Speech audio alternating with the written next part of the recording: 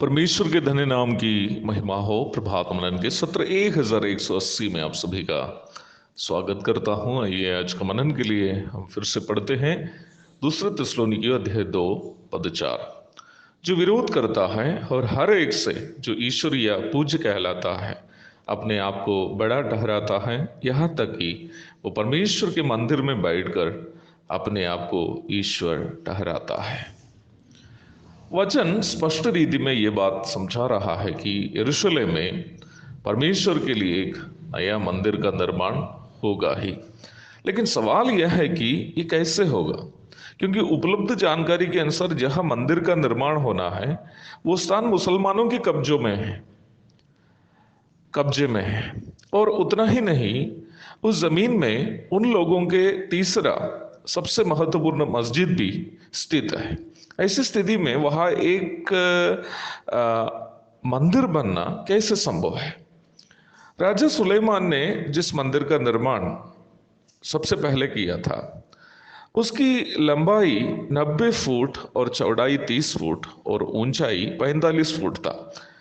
पहला राजा 6 इसका खास करके 3 भाग होते थे। आंगन था जहां बिल्डिंग नहीं था, जो आम इस्राएलियों को इकट्ठा होने का जो स्थान था। उसके पश्चात पवित्र स्थान और अति पवित्र स्थान होते थे।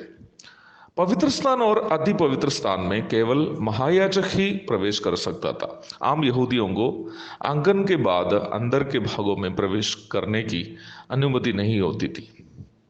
प्रकाशित वाक्य 11 की 1 और 2 पदों में हम इस प्रकार पढ़ते हैं, फिर मुझे नापने के लिए एक सरकंडा दिया गया और किसी ने कहा, उठ, परमेश्वर के मंदिर और वेदी और उसमें उपासना करने वालों को नाप ले, पर मंदिर के बाहर का आंगन छोड़ दे, उसे मत नाप, क्योंकि वो अन्य जातियों को दिया गया है और वे पवित्र नगर को 42 महीने तक रोंदेगी।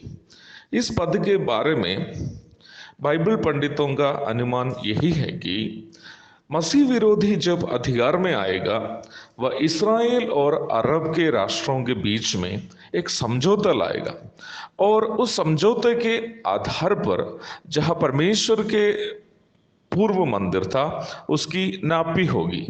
नापी में यह निकलेगा कि जहां अल अक्सा मंदिर और डोम ऑफ द रॉक है वो पौराणिक मंदिर के आंगन में स्थित है, अर्थात मंदिर के पवित्र स्थान और अति पवित्र स्थान जहां स्थित थे वो अभी भी खाली है।